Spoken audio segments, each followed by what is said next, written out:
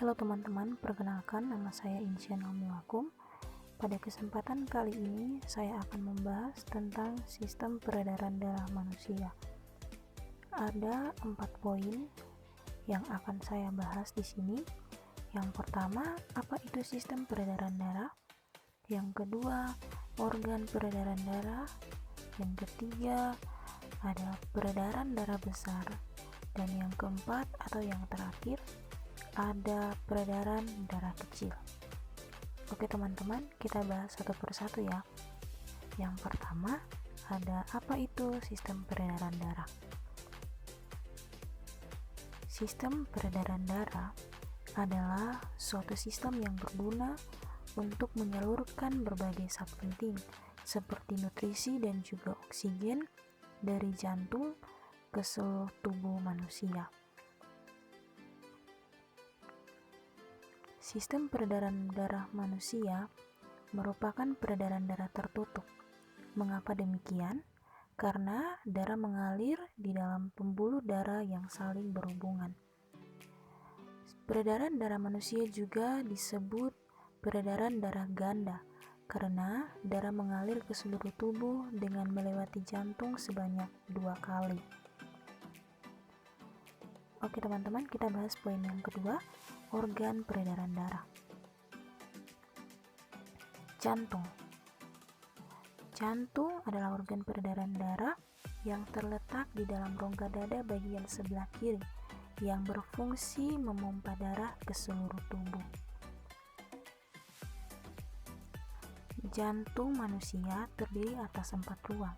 Yang pertama ada serambi kanan, kemudian serambi kiri, bilik kanan, dan juga ada bilik kiri. Ada juga kedua katup yang fungsinya agar darah yang sudah ada di dalam bilik tidak kembali lagi ke serambi. Selanjutnya, kita membahas tentang pembuluh darah. Pembuluh darah merupakan saluran tempat mengalirnya darah dari jantung ke seluruh tubuh dan dari seluruh tubuh kembali ke jantung. Pembuluh darah terbagi menjadi 2, yaitu pembuluh nadi atau arteri dan pembuluh balik atau vena. Pembuluh nadi merupakan pembuluh yang mengalirkan darah dari jantung ke seluruh tubuh. Dan pembuluh balik merupakan pembuluh yang mengalirkan darah dari seluruh tubuh menuju ke jantung. Keduanya saling keterbalikan dari itu. Ini adalah perbedaan dari keduanya. Ketika pembuluh nadi mengalirkan darah keluar dari jantung, pembuluh balik atau pembuluh vena mengalirkan darah menuju dari jantung. Kemudian pembuluh nadi dia membawa darah yang kaya akan oksigen, sedangkan pembuluh balik membawa darah yang kaya akan karbon dioksida atau darah yang kotor. Teman-teman bisa melihat dan teman-teman bisa membaca beberapa perbedaan dari keduanya. Kemudian pembuluh nadi yang paling besar disebut pembuluh aorta. Dan juga pembuluh nadi dan pembuluh balik memiliki cabang-cabang atau bercabang-cabang. Ujung cabang pembuluh terkecil disebut pembuluh kapiler. Pada pembuluh kapiler ini terjadi pertukaran oksigen dan juga karbon dioksida.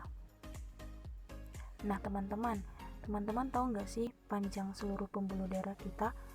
Jika dihubungkan dari ujung yang satu ke ujung yang lain, panjangnya itu mencapai 160.000 km. Lumayan panjang teman-teman sistem peredaran darah kita. Nah, ini merupakan fungsi dari organ-organ peredaran darah tadi. Yang pertama, serambi kanan berfungsi menerima darah kotor atau darah yang kaya akan karbon dioksida dari seluruh tubuh. Kemudian serambi kiri berfungsi menerima darah bersih atau darah yang kaya akan oksigen dari paru-paru.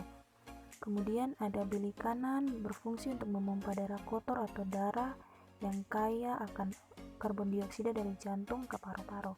Kemudian bilik kiri memompa darah yang bersih atau darah yang kaya akan oksigen dari jantung ke seluruh tubuh.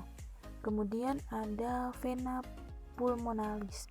membawa darah yang banyak mengandung oksigen dari paru-paru jantung. Kemudian ada arteri pulmonalis, mengalirkan darah yang banyak dioksida dari jantung menuju ke paru-paru. Dan juga paru itu sendiri berfungsi sebagai penyuplai oksigen ke dalam darah.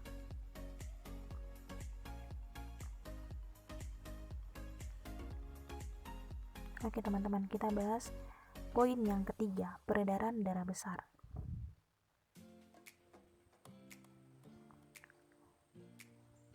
Peredaran darah besar adalah peredaran darah yang berasal dari jantung menuju seluruh tubuh dan kembali lagi ke jantung.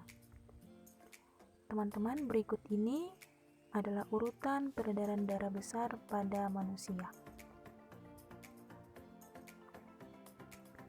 Bilik kiri mengandung darah yang kaya oksigen, dipompa melewati pembuluh aorta, melewati pembuluh arteri menuju ke tubuh bagian atas dan bawah. Setelah peredaran darah sampai ke seluruh tubuh, kemudian akan terjadi pertukaran gas antara oksigen dan juga karbon dioksida pada pembuluh kapiler.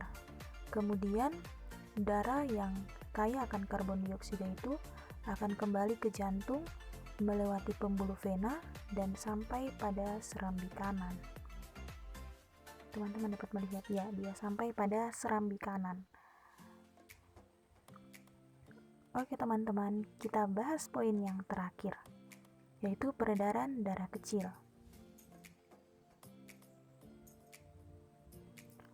Peredaran darah kecil adalah peredaran darah yang berasal dari jantung menuju paru-paru dan kembali lagi ke jantung.